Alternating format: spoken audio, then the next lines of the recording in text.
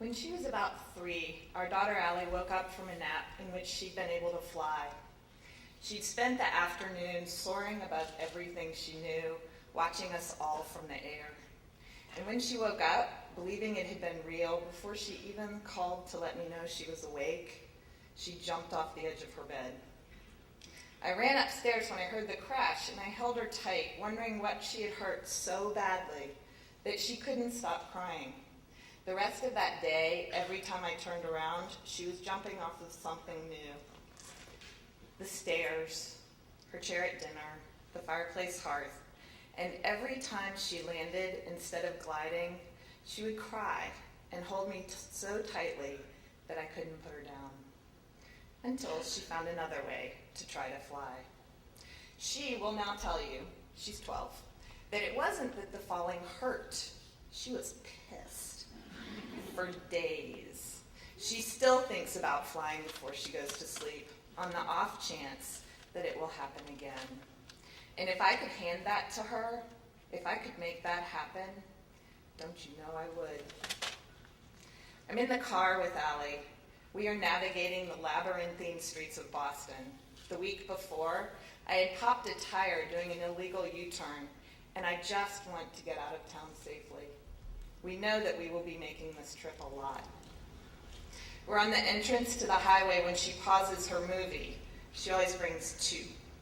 One little kid movie that she loved when she was small, and a second one, more grown up, that she's still a little bit thrilled to be allowed to watch. Today it's Mean Girls. She is completely entranced, but she pauses it. You know, she begins, and I know better than to look at her when she says it. I'm pretty sure that when people saw me in the hospital today, they didn't think, there goes a sick kid. And she waits. It's hard to answer around the rocks that have taken up residence in the base of my throat. I try to clear it as I merge into city traffic headed west. I think you look great, girlie. It's all I can manage.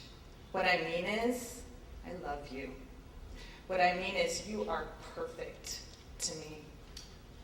What I mean is, maybe if we fly fast enough away from Boston, none of this will have happened to you. I put a hand on hers, and she curls her fingers around mine until it's hard to tell where my fingers end and her hand begins. It's as close as either of us can get to what we really want to say. These days, I find myself frequently in the stands at hockey games, watching 10-year-old boys fly across the ice, chasing a tiny black puck. This has become, to me, one of the most beautiful things in the world, watching Max learn to fly. Today, I'm in the stands when Max turns around and gives me a little skate dance and a wave. In common 10-year-old boy parlance, this means, in this order, I am hungry and forgot to pee before I put my equipment on.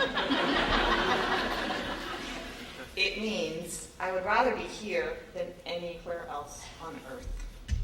It means I'm glad you're here too. It's like a little love poem out there on the ice. In the car, on the way home, I want to talk about the game. Buddy, I was so proud of you.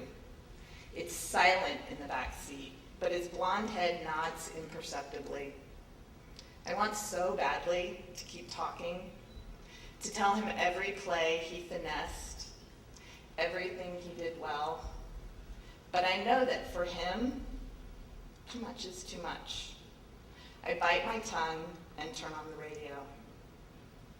Once, when Max was about 5, he had an assignment to create a picture of himself as he thought we saw him. He made a superhero. In the drawing, he was flying toward the sun and wearing a smile that slipped over the edges of his face. It was that big. It was gorgeous. The flying, the colors, that enormous smile. But when he showed it to me, his bottom lip started to quiver. I can't be as good as you think I am, he said quietly. I had thought he might be unhappy with the colors, the drawing outside the lines. What do you say when your kid is absolutely right? When he knows the truth better than you do? Come to me, is what I said. I meant so much. I meant I love you no matter what. I meant you are perfect to me. I meant all I want is for you to be happy. But what I said was come to me.